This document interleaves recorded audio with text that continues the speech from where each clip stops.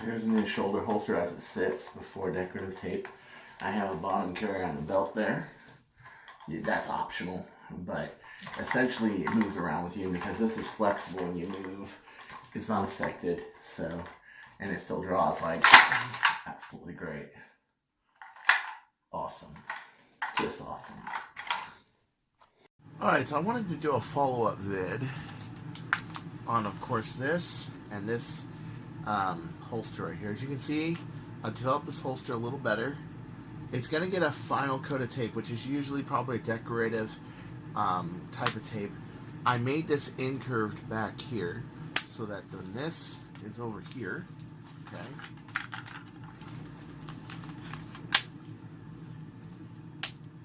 you can see it. See? It narrows back here. This keeps the blaster from when you're running it hopping out, okay? So this back here, this is all structure. It looks rough and crude, but it's not. Now, what I'm doing here is I'm reinforcing the preliminary blaster with fiber tape.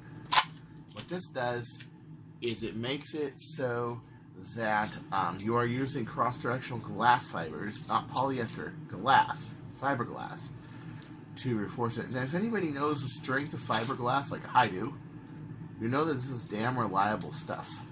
Except for my scissors aren't the most damn reliable at the moment. Okay. So, a few places I want this a little stronger reinforced. Over here, where I only have a few pieces of orange duct tape actually reinforcing it before I put the cover color on here. And I haven't decided what color this is going to be. It could be black, it could be silver, it could be camo, I just don't know yet. And this over this part. And this gives it some reinforcement, some tear resistance. This especially needs tear resistance, because the way it drops out of the holster, it puts a lot of torque and force on this. Okay, so when you're doing this, after you got your base holster, okay, you just basically go through and fine tune it. You can see I put some trims here. Okay, and now it's just layer upon layer of reinforcements. You see this trim up here where the slide is, where I wanted it originally? Yeah. You got it. You got it. Where is it going to rip? Where could it possibly rip? Where could we possibly have a problem with this blaster's holster system? Well, one place is up here. So I already got a piece of tape. Okay. Okay. The front over carry, as I call it. It's the part that goes in front of the muzzle. Oh, by the way, that got cut out. Okay. The front over carry is like this. See, this is why I don't like to do how-tos, because you really can't cover everything in a 20-minute video that, let's say, I do on a blaster. It really takes, there's a lot more attention to detail done. Now, when I put another piece of tape on here, you know, when I laminate over, this is all going to be glass fibers now. It's going to be pretty cool. Now, with this in here, I'm going to take my pair of scissors that aren't doing very well right now. I think I got to resharpen them or something. And voila. And you want to do this on the outside layers, not the inside layers. The inside you want to keep it the same. And you want to know why?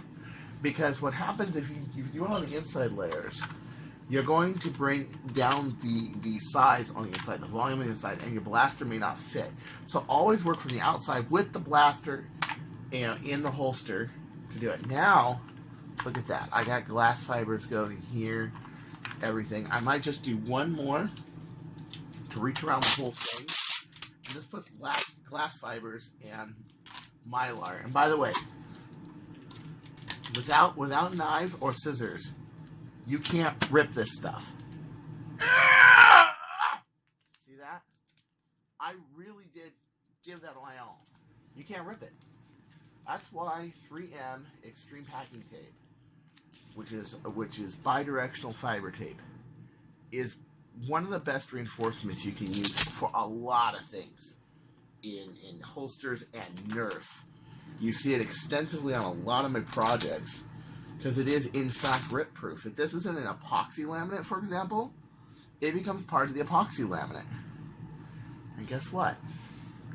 So now when I cover this over with a decorative duct tape, it's not gonna just look good, it's gonna be good. But for right now, I'm concerned about the structure of the whole thing.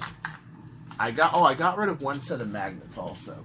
It turns out it really doesn't need that many. These magnets, I got these from Hobby Lobby. Other thing I wanted to say in this video, I got these for I think $6 for 8 of them, and they are excellent magnets. They are excellent. Okay. Let's see here. Are you ready? Whoops, sorry. There it is. See? It pulls. It does exactly what I want it to do. There we go. And if that's not tight enough for you, there, you can always put it here. See? And you can make it even tighter. But at this point, I don't got it. I don't gotta do that. This works perfectly. It holds it in. It preserves the rev trigger, so it's not hitting the rev trigger. It's holding it in perfectly in place.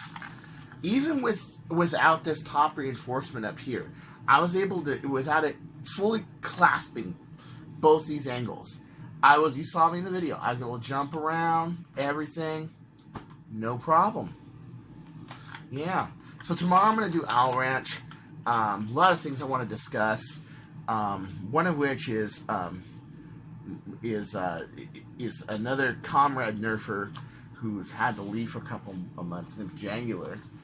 And I wanted to, during Owl Ranch, tell you guys that I suffer from much the same kind of stuff he does, but much more progressed. And this is why I have a lot of trouble functioning. I have Howard Hughes issues, like major ones, man. I mean, like, look at these air cleaners, air humidifier. Yeah, those are all necessary. Okay? Otherwise, my sinuses just go nuts. I have anxiety. I feel overwhelmed. Okay? I have a lot of those same issues. So you're not alone, Jangular. You're not alone. Okay? There's a lot of people like us that are out there. This is like a hobby that really makes me feel good. I have problems following through on commissions. I have problems getting out of bed and going to meets, doing stuff. And when I do, I'm just out of breath. I just feel overwhelmed and exhausted. What I try to do is I kind of take that as a challenge. I try to move ahead. I have my vices. Okay, I drink. I go to Disneyland. I work on Nerf mods. I have my own things that kind of are my coping mechanisms, and that's kind of helped me out through life.